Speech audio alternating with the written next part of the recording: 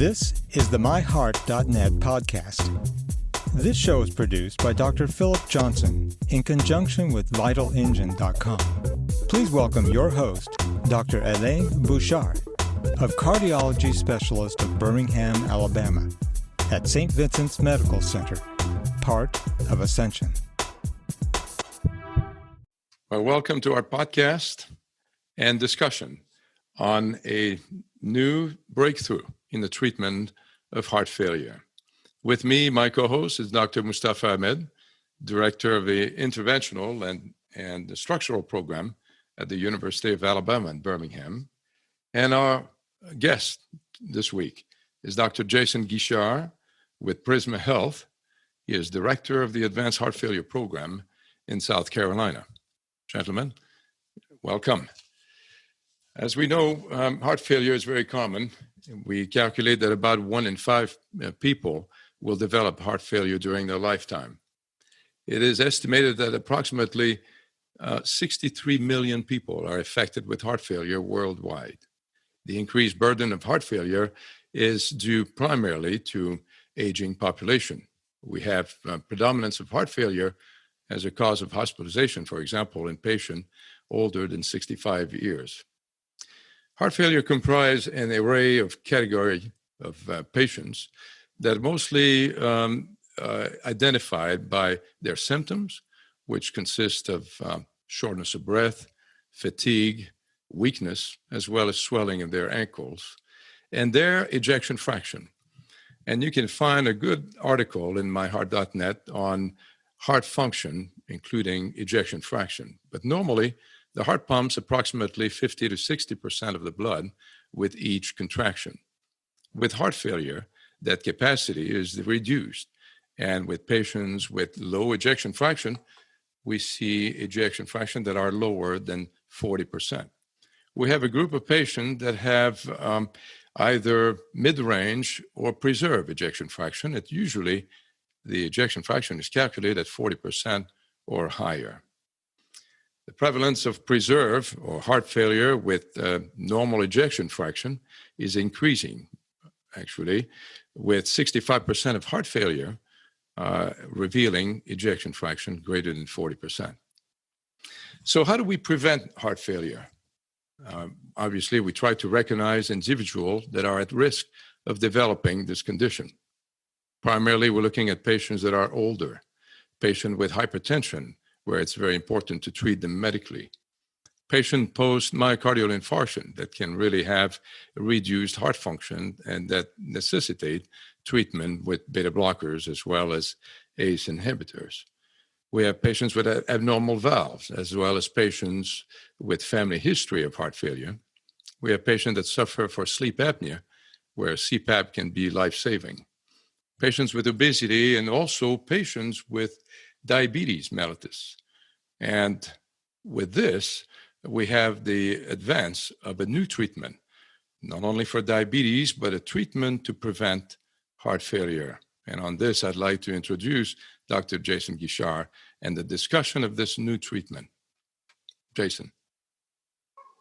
Yes, thank you very much, Dr. Bouchard. Yeah, this is a very exciting area of heart failure with medical therapy specifically.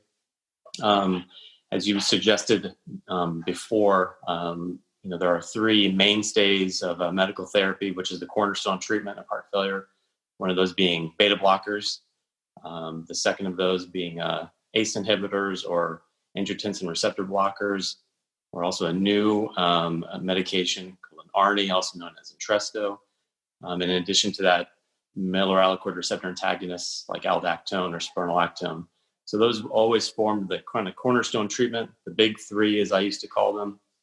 But here recently, in the past 5 years, since 2015, there's been a wealth of data, positive data with the SGLT2 inhibitors, also known as sodium glucose transporter 2 inhibitors, over the last 5 years.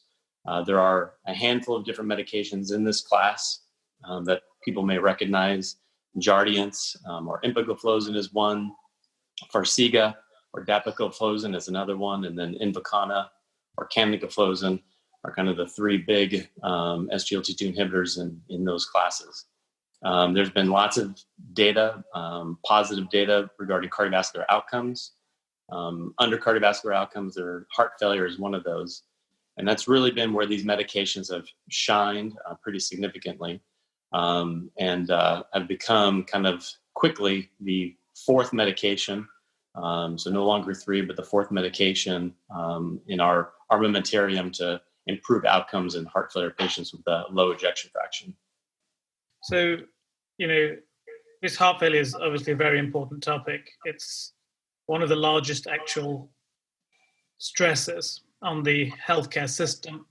It's responsible for a remarkable amount of decrease in quality of life for patients and a remarkable amount of resources used in trying to keep people out of hospital. And everyone knows someone with heart failure, shortness of breath, fatigue, not being able to, even lay flat, decreased exercise tolerance, swelling in the legs. And heart failure is what I would say most cardiologists is the bread and butter of what they're dealing with often on a daily basis. It's such a complex and huge specialty that it has its own subspecialty, which of course Dr. Guichard, Jason, is a specialist in, which requires its own dedicated training. And the importance of some of what we're talking about today is I would say for decades, definitely since the beginning of when I was going back in medical school, we're talking 1999, back then, the treatments haven't really changed too much. When it comes to basic medical treatment of heart failure, there were some big breakthroughs back then. And the SGLT2, these inhibitors and these drugs that we're talking about today, these are probably amongst the largest breakthroughs since that time. What are your thoughts on that, and how long it's been, and how this is changing the landscape for what's such a huge population of patients? So some of the changes that we've seen in our patients, specifically the patient population that I deal with is heart failure patients. One of the main issues in heart failure, as a lot of us know, is fluid volume retention, either in someone's legs or in their lungs, which will cause them to become short-winded and short of breath, and with the subsequent fatigue and sleeping issues. One of the mechanisms of action, or one of the ways that these medicines work, is actually they allow what we call an osmotic diuresis. So you're able to get rid of fluid using a beneficial medication. And as the medication is able to get fluid off you, both fluid, glucose, and salt, kind of 3 important aspects of these medications. This will help you breathe better. This will help you remain more active. It actually improves both energy and activity, as well as improved renal function. Being able to get rid of some of this extra fluid that can sometimes cause pressure on the kidneys and cause them to be dysfunctional. So a lot of our patients feel remarkably better. Their quality of life improves, which has actually been shown in some clinical trials as well.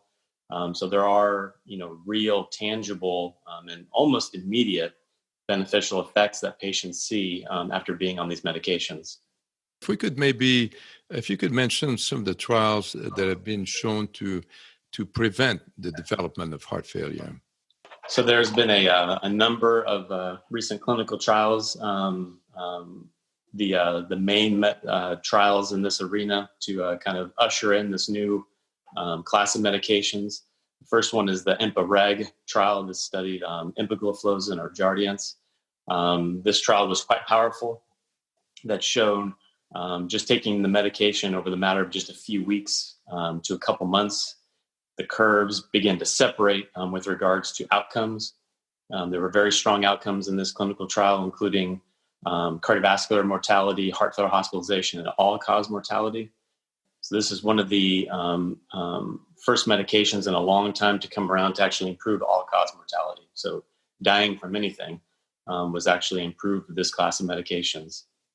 The other clinical trial was called CANVAS. This studied canagliflozin or Invokana, which showed similar benefits to that class of medications, and the dapagliflozin as well, or Farxiga.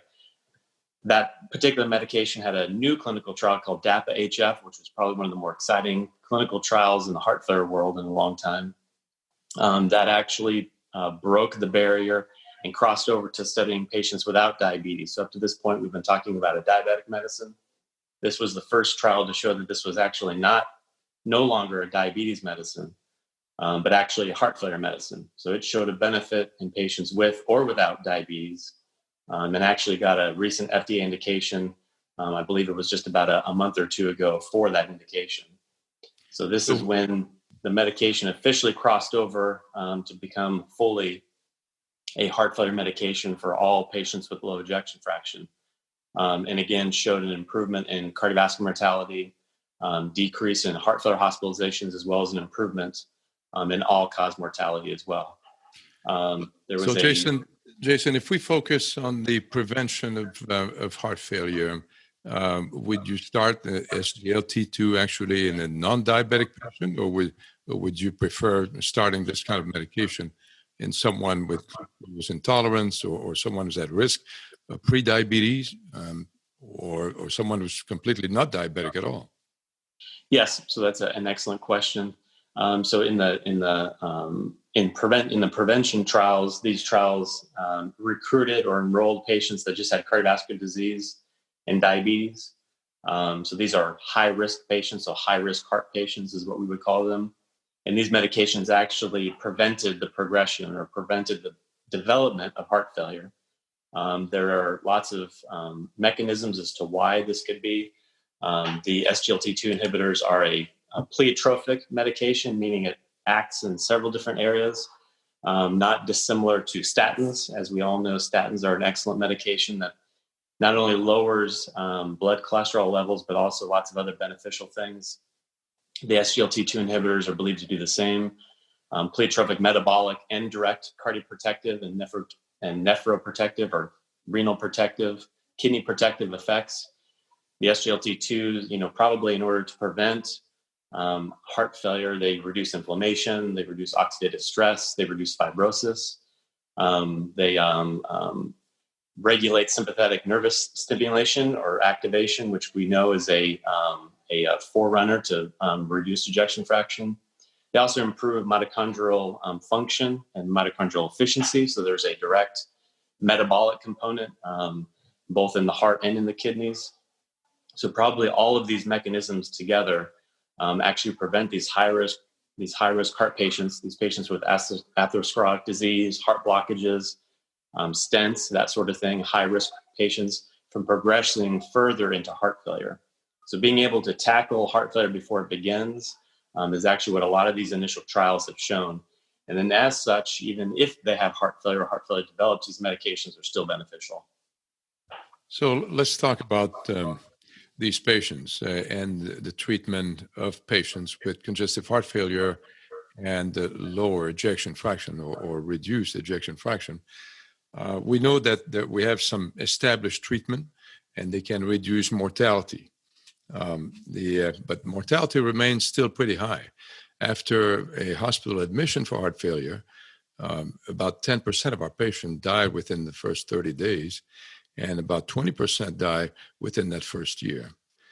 And if you have an admission, you're about 50% have increased risk of another admission. And with each admission, the increase in mortality. And I think it's been very challenging to even implement some of the treatment that we have. Those guideline-directed dose of treatment, for example, we have the first category of medication, which is the ARNI, or the angiotensin receptor blockers combined with neprilysin inhibitors, so-called Entresto, either starting treatment with Entresto or an ACE inhibitor like lisinopril is our first line of treatment, but very few patients are actually titrated up to the recommended dose that was really shown to be beneficial in the trial. As a matter of fact, only approximately 20% of the patients are titrated up to the dose that is recommended. We have the second large category of medication is the beta blocker. Again, here the same problem is only 10% of the patients are titrated up to the recommended dose of beta blockers, which is, something like carvedilol or Corake, 25 milligram twice a day, or metoprolol at 50 milligram twice a day at least. Finally, we have a third class, which is the aldosterone or antagonist, or eplerenone. This type of medication kind of help control the fluid level as well as keeping the potassium. It's very difficult to get our patients, already to the recommended dose. And now we're adding, a fourth category or a fourth class of treatment with heart failure. How do you actually do this in clinical practice? I mean, this is really kind of challenging. Yes, it is. We have very busy clinics. We have very sick patients. So as a physician, managing, seeing patients, writing into your electronic medical record system, your medical record, talking to the patient, trying to develop a relationship, it leaves very little time to talk about medications and adjusting medications before your next patient. I will say, to piggyback after what you had said, medications really are the cornerstone treatment for heart failure with a low ejection fraction. And there was recently an article in Lancet, which is the second largest medical journal in the entire world, second only to the New England Journal of Medicine, that was just published about a month ago, showing this 4-drug therapy: the Entresto, which you talked about, the beta blocker, the aldosterone antagonist or aldactone or eplerenone, as well as these new SGLT2 inhibitors, that if a patient is on all 4 of these medications, they can live up to 6 years longer compared to just the standard regimen that people are on that everyone knows about, beta blockers and ACE inhibitors. So these medications actually improve life. So we just make it a point to try to get people on these medications. I think, we usually, kind of lead talking about medications and making sure that, we're doing the best that we can for patients by adjusting and getting them on these medications. Some of these medications are easier to titrate than others. The SGLT2 inhibitors, you do have to worry about kidney function or renal function, and you have to monitor that moving forward. There's some additional things that you have to look out for as well that can be very rare, but diabetic ketoacidosis is one of those, primarily worse than type 1 diabetics, which we're very careful with using medications outside the co-management with a endocrinologist, but it is something you have to watch out for. But I would just encourage, the physicians listening to this podcast that these medications are really no joke. The data behind them is solid. The data is significant. The number needed to treat to prevent one cardiovascular death or heart failure hospitalization is number needed to treat is 4. So just 4 patients and being able to derive this benefit. And for all cause mortality or for total mortality, the number needed to treat there is only 8. So pretty impressive. It's very rare in our world that medications can derive that kind of benefit, but we use that, numbers and those data as our motivation to get people on therapy and titrate it up to the correct dosage. So we talked about how specialized some aspects of cardiology are becoming. So whose responsibility is it, Dr. Bouchard, Dr. Guichard? The patient goes in and sees your primary care physician. And I think we were either discussing before this or during this, years and years ago, the most commonly used medications like statins were prescribed by completely different specialists, and then it came to cardiology. And for many of us, it's a fearful thing, prescribing a diabetic medication, because again, that's an entirely, different specialty, and we have to respect how much of, nuance there is to some of that. So when it comes to this heart failure and the prescribing of these new medications, particularly these historically diabetes-linked ones, where should this start? Should this be, do you see one day where the primary care doctor is doing that? Or do you see a day where the general cardiologist should be doing that? Or is it you, Dr. Bouchard, as a general, and interventional specialist, or Jason, you as a heart failure specialist? Who's prescribing these, watching these things? And how complex is it when you're thinking of prescribing things? How many different things do we have to think about? Do you think some of that hesitance is to take ownership is because this is just a new drug, and it's of course you don't want to get it wrong, so you kind of punt it, or would you say it's a responsibility of every cardiologist to be very familiar with prescribing these? Yeah, no, that's an excellent question.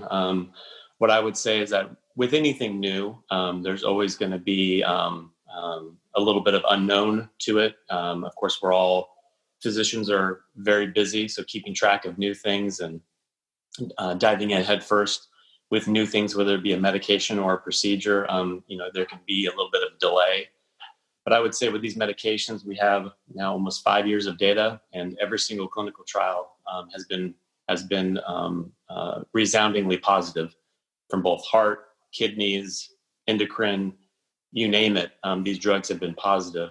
So, what I would suggest is that, primary care physicians usually kind of defer to specialists. So I would say, at least for now, these medications probably land in the specialist purview. So I would say endocrinologists, especially, as well as cardiologists. And under there, I would include heart failure cardiologists as well, are probably going to be the main drivers of using this medication. And I think that cardiologists, there's an easy stepwise approach to prescribing SGLT2 inhibitors. It all starts with candidates for initiation.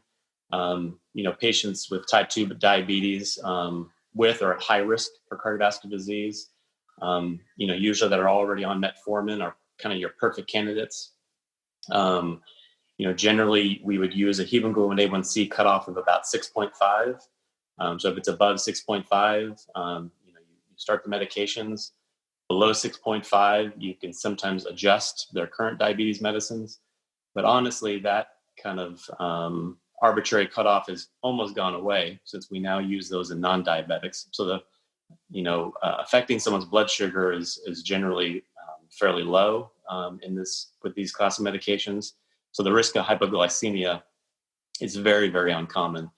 Although with that caveat, can be increased with the concomitant use of the sulfonylureas and insulin.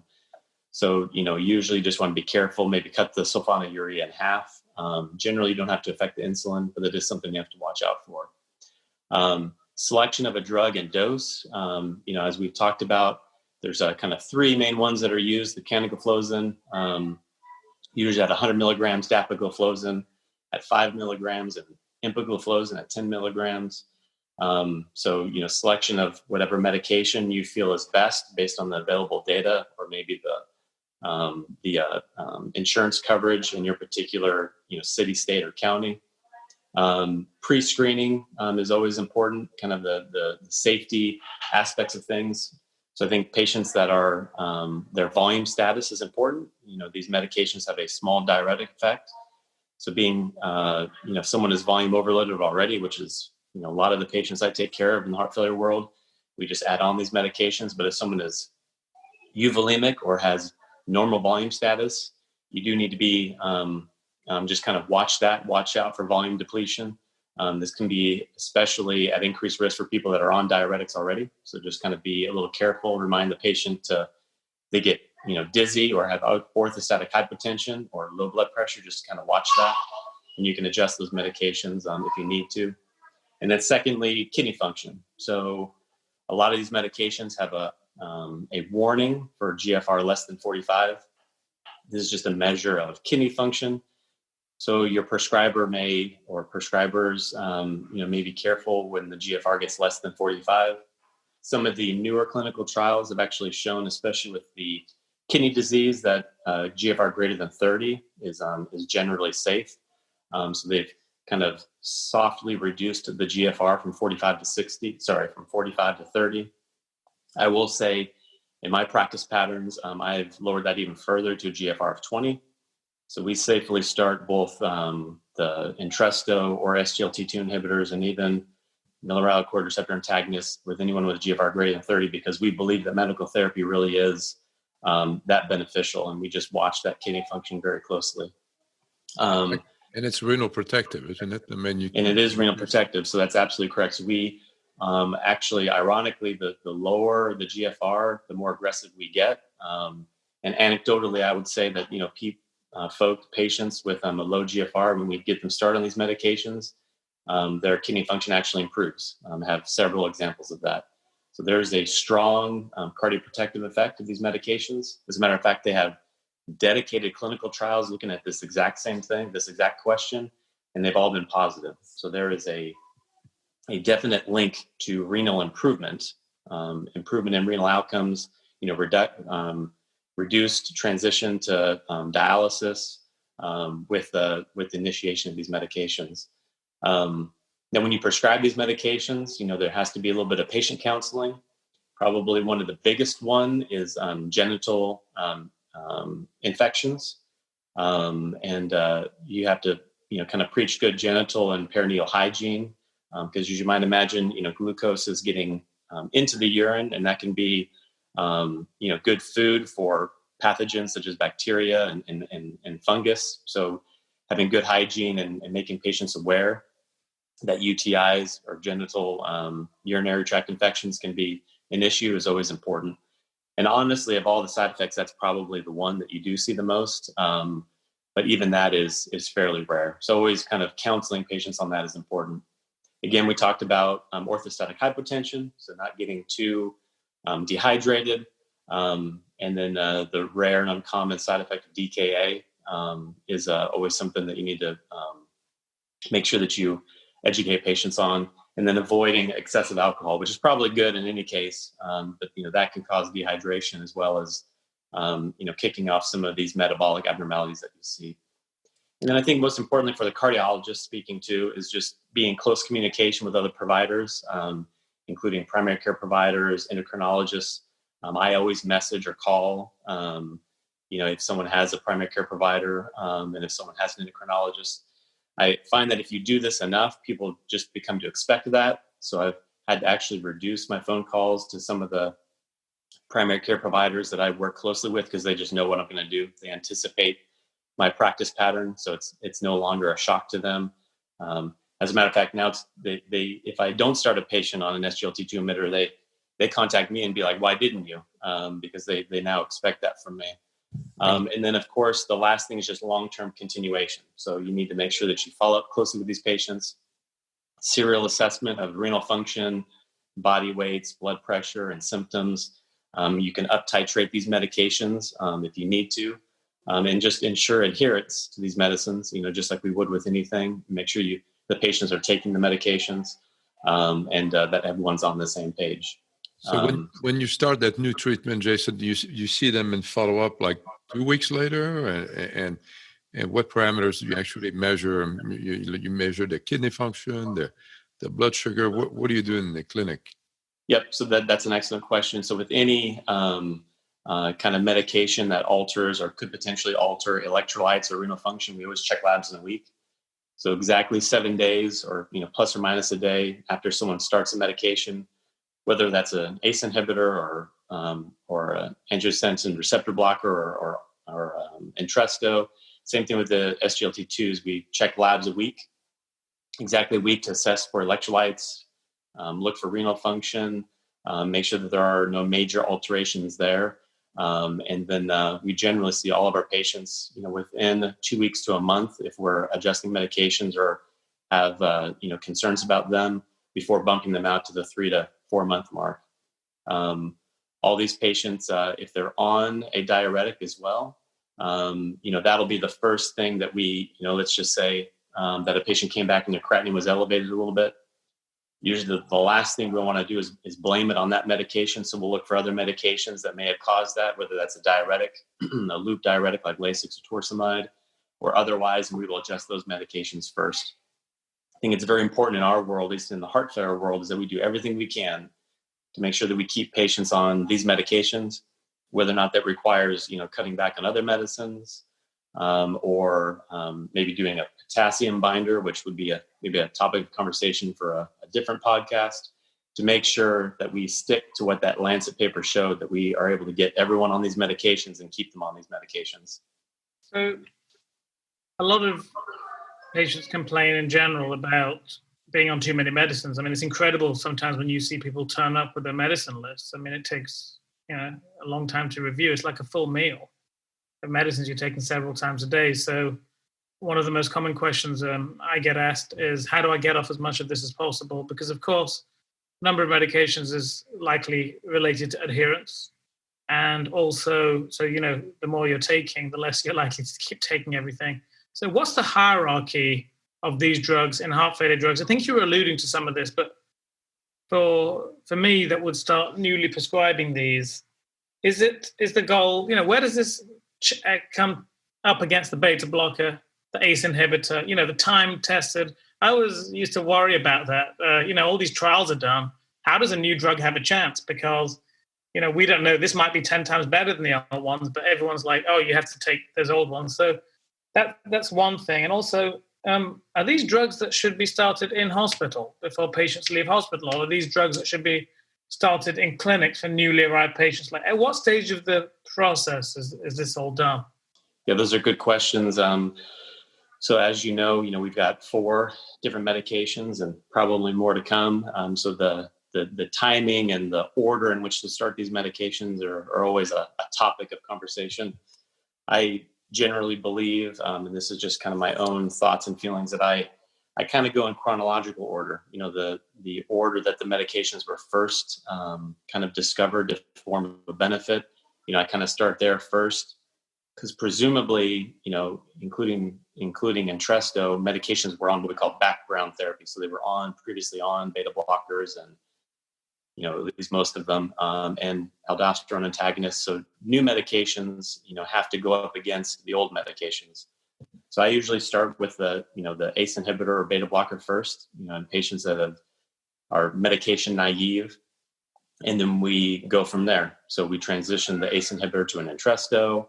If they can tolerate it and cost is not an issue, then we add on the mineralocorticoid receptor antagonist or aldactone. And then, kind of true to form based on how the medications, were shown to be proven benefit and rolled out, we usually, save the SGLT2 inhibitor for last. Again, that's because it is the newest medication. And with all new medications, they can be expensive. So we, like to be, cost conscious and be careful with everyone's finances. So we generally kind of lean towards the generic medicines first. But if patients are able to tolerate those and they, have room to go, then we will add on some of these newer medications as well. So that's generally the order that we do them. Beta blocker, ACE inhibitor, transition to Entresto, add an MRA, and then SGLT2 inhibitor. But I think any combination or order in which you start these medications are probably fine. Just that, hopefully over the course of, a few months, a patient is able to get on all 4 medications. As far as when to start these medications, there's some great history behind that. I'm sure Dr. Bouchard knows that, back in the day, they used to start beta blockers, which is probably the most common and easiest medicine that we start now, used to start them in the hospital. I'm sure he's got lots of good stories about that. Patients, people believing that the beta blockers might actually be harmful or dangerous. Now we start them, kind of with wild abandon without even thinking about it. But no, all these medications, we start as an outpatient. Sadly, I think in most hospitals, they don't even have SGLT2s on formulary. So we're actually forced to have to start these medications as an outpatient, but that's okay. As long as, most people, get started on these medications, soon after their discharge or soon after their diagnosis of heart failure, I think that's acceptable. I will say, however, that some medications do actually have data, randomized clinical trial data showing starting in the hospital can be beneficial. Entresto is one of those. So starting it in acute heart failure in the hospital has actually been shown to be beneficial. And my understanding is that some of these SGLT2 inhibitors have acute heart failure trials that are coming up. So it very soon may be in a few years where the guidelines and direction is actually to start these medicines in the hospital, but we'll have to wait and see. Jason, we have the special category of patients are African American or Blacks that benefit from hydralazine, the combination of hydralazine and isodil or Bdil, for the commercial name. And it's actually a benefit that is on top of the ACE inhibitor as well as beta blockers and mineralocorticoid antagonist. So do we find the same? Actually, is there kind of a difference of responsiveness or effectiveness, actually, in African American or different race categories for heart failure? Yes, so that is an excellent question. I guess timely with all of the kind of racial disparity types of issues that are going on in our country now. So clinical trials have been very guilty of being primarily male and being primarily white in the majority of the clinical trials to date. So sometimes it can be hard to generalize, some of these findings. I think cardiology has taken it upon itself to be unique, and a lot of our upcoming trials, I think, strive to be, 50-50 male-female, try to have a deserving population of minorities that represent, the percentages in the populations of the U.S. and other countries. But I will say that up to this point, clinical trials have been very guilty of not being very diverse. With that being said, we do believe that African Americans as well as females do derive a benefit from these medications. But probably further study is ongoing to really tease out those beneficial effects. But we generally believe that, regardless of gender and regardless of nationality, the SGLT2s most likely have a benefit.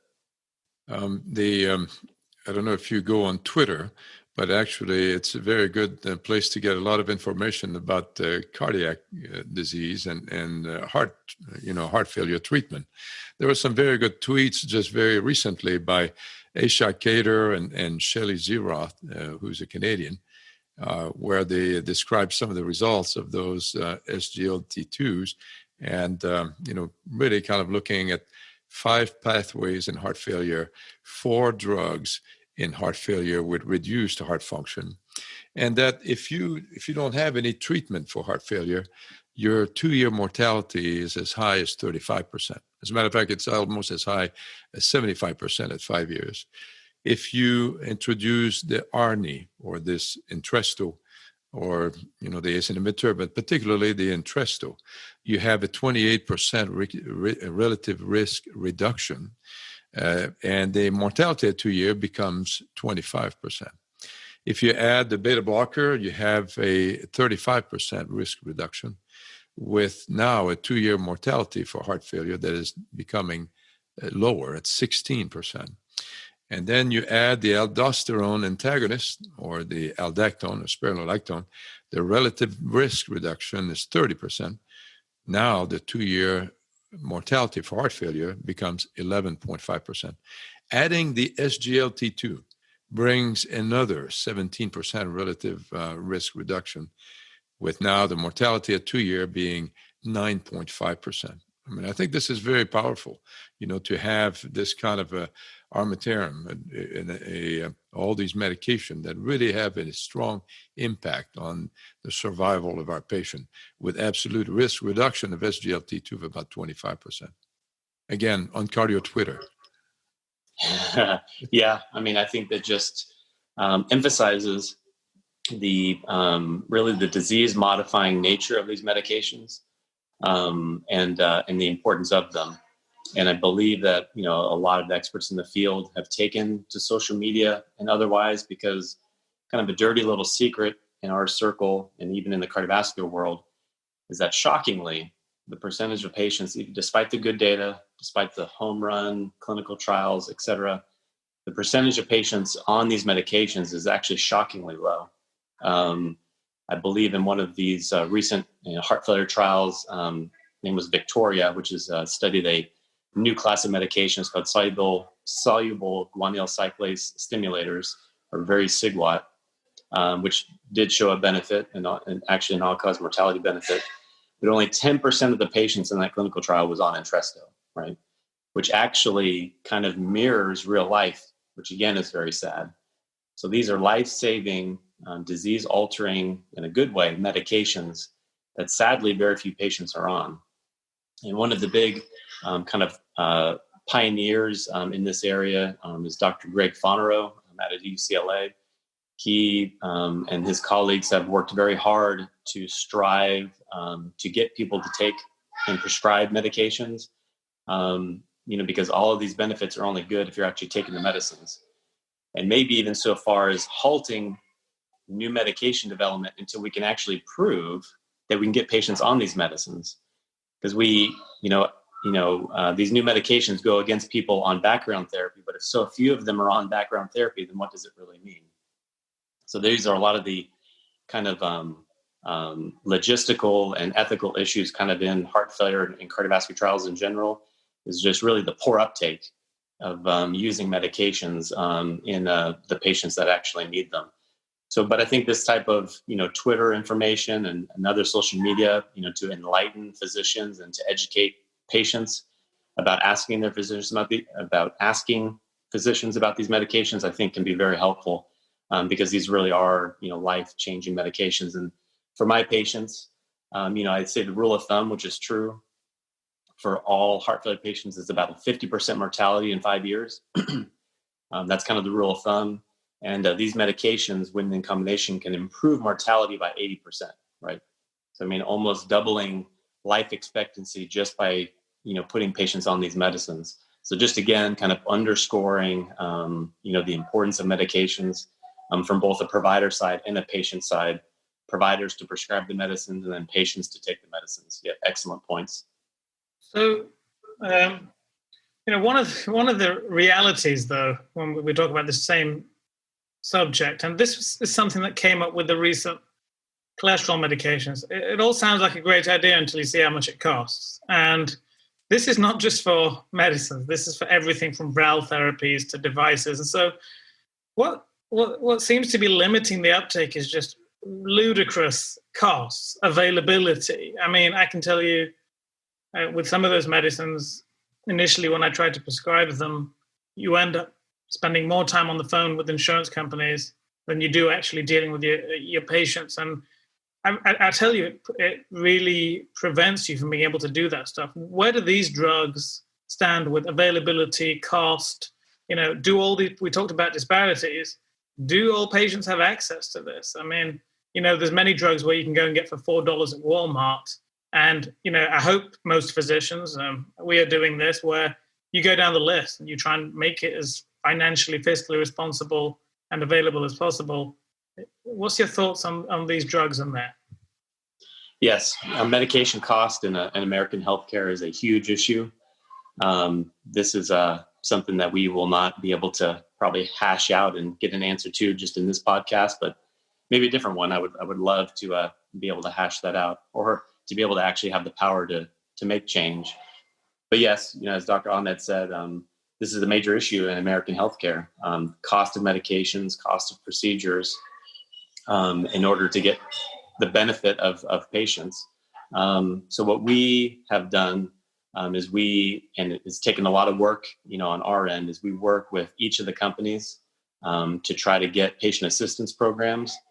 And, we've been very successful that way. So we, the majority of our patients, we've been able to get them on these medications for little or no cost. But of course, the downside there is it does take a lot of administrative responsibility on our end. As a matter of fact, we have a dedicated pharmacy tech that our hospital system has gifted us to be able to take care of some of these kind of logistical issues and forms and connections that need to be made with pharmaceutical companies to get these kind of patient assistance programs. We've actually found it to be very helpful for patients and have saved, patients hundreds of thousands of dollars a year. But it did take a little bit of work, sadly. And we're a big health system that has, some of these things in place that can make things, a little bit easier for us and patients. But you're right. The regulations and paperwork surrounding getting someone started on one of these new medications and being able to continue them on the medications is a big deal. And waiting until something becomes generic in 7 years is not the right answer either. So I wish that I had an easy answer, but new medications and their expense can be very problematic. But even so, like I said before, some of these medications are generic. And at least getting patients on the generic medicines, which is generally what we do first, and then transitioning to some of these newer expensive medicines, and then seeing if the patient can afford them or seeing if the pharmaceutical company can help can sometimes be helpful, but not a guarantee. Yeah, thank you very much. I guess if a medication can prevent a hospitalization, which comes at a huge cost, if you look at the overall picture, you are saving the healthcare dollars. And for us also, what's important is keeping our patients alive. So a new breakthrough, in the treatment of heart failure, and a lot more to come in the future. Dr. Jason Guichard, Dr. Ahmed, thank you very much. To learn more from our team of cardiologists, please visit us at MyHeart.net. You can also follow us on social media by searching MyHeart.net on Facebook and Twitter. And be sure to subscribe to this podcast so you don't miss our next episode.